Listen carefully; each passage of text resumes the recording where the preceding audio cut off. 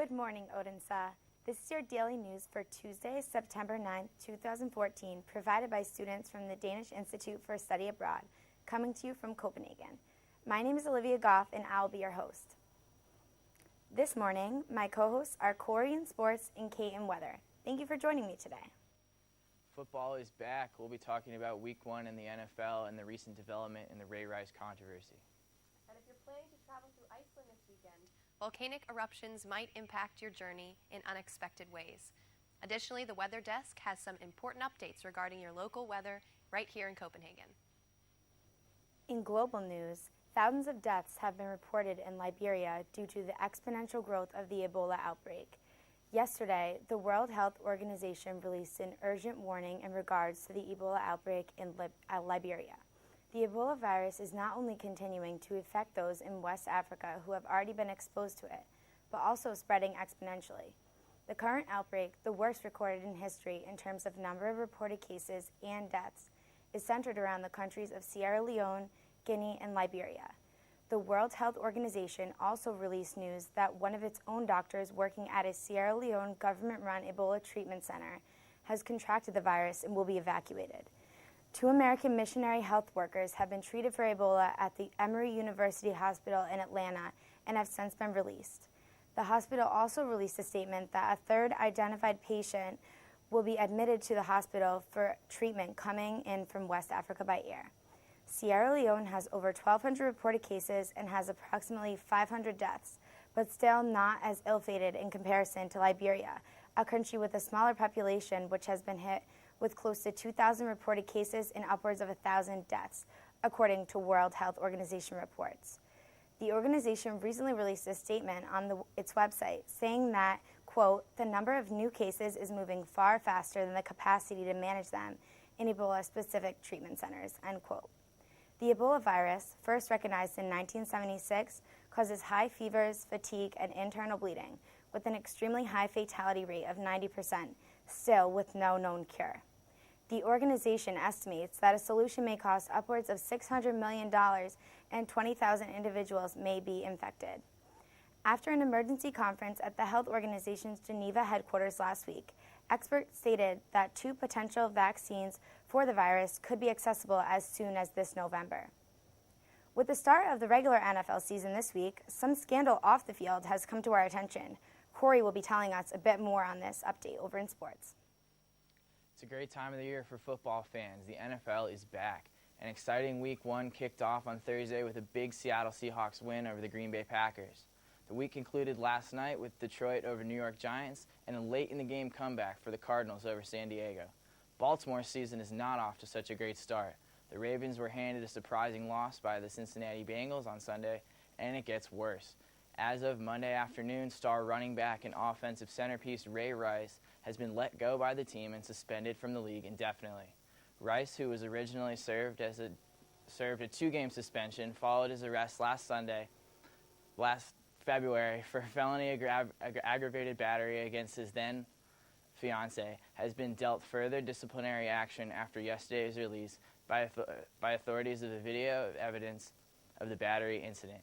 The Baltimore Ravens, as well as NFL Commissioner Roger Goodell, announced that Monday afternoon, based on the new video evidence, that Rice's contract with Baltimore has been terminated and he has been suspended from the league indefinitely. Back to you, Olivia. With the introduction of a new marketing feature, Twitter reveals to users that it intends to be more than just a social media platform.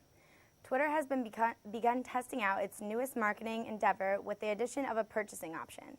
During the test run of the feature, a small percentage of users will see a buy button alongside the usual retweet, reply, and share icons. This will allow users to purchase products directly from the tweets of company Twitter accounts who chose to take part. Twitter noted that users' payments and shipping information is encrypted and safely stored after the first transaction, allowing for future transactions without the customer having to re-enter information. During this trial, they will be avidly tracking the number of purchases made in order to gauge its success rate. If they find that many people are making use of it, the number of users that the buy option is available to will expand. As this grows, the number of companies selling their products through Twitter will also increase. So far, the products available for purchase on Twitter span a variety of genres, from new songs, books, and clothing items, and more. Twitter is viewing this test as a trial period for a potential app update that would aim to make mobile shopping straightforward and simple. One young artist always manages to top the charts. Let's turn to Sammy in Culture, who has the inside scoop on this musical star. Thanks, Olivia. Pop star Taylor Swift has come out with her new single, Shake It Off. It is currently #1 on iTunes and Billboard Hot 100 chart. Shake It Off has over 82 million views on Vevo and is rising. Throughout her career, Swift has avoided major controversies. However, Shake It Off has sparked debates among viewers and fans. Here to talk about her single is Taylor Swift.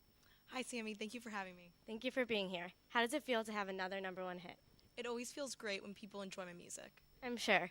There have also been viewers surprised by the material in your music video.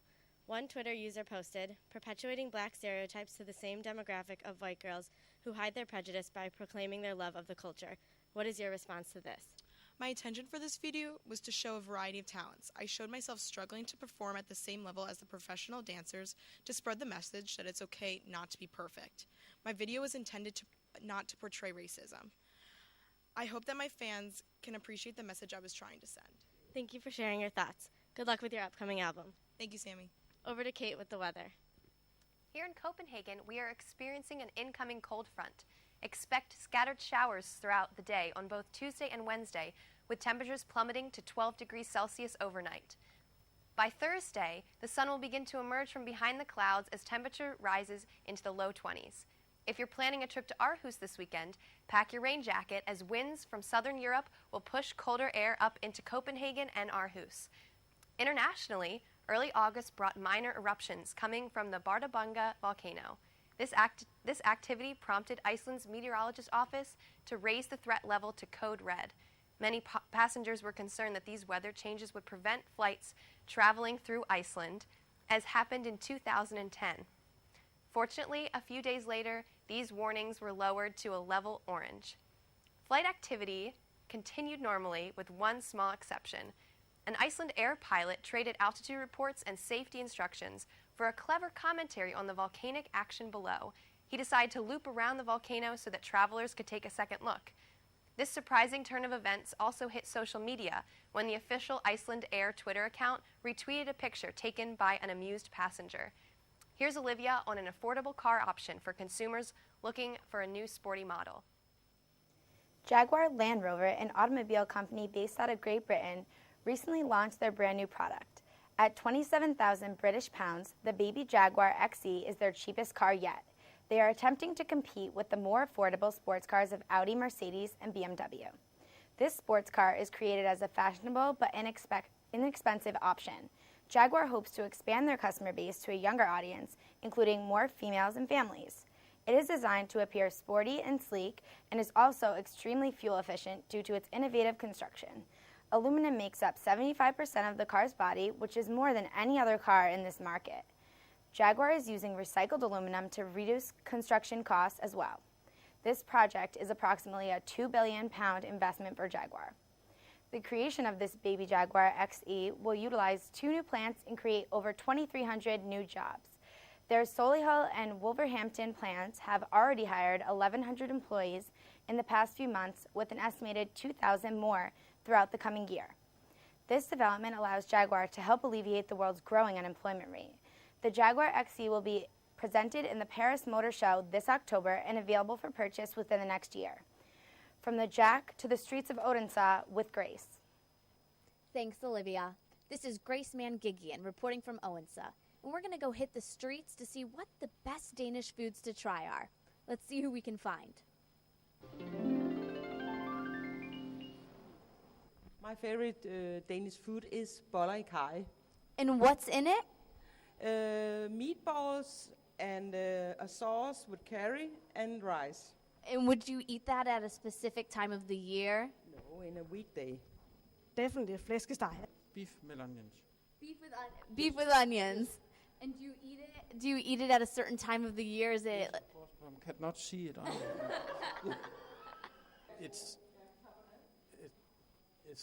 it's from a pig, you know, and it's minced, and then we got kind of breadcrumbs on it, and you fry it on a frying pan, and potatoes with it, and carrots. tastes really good. Ooh, I think I'd be getting fat very quickly. Thank you. Yeah, you're welcome. So we've heard a lot about what the best Danish foods are. Let's see if we can get just another opinion. Well, maybe next time he'll let us know. Until then, we're back to you, Olivia. Thank you, Grace. That was today's news for September the 9th from DIS. I'm Olivia Goff. Have a nice day.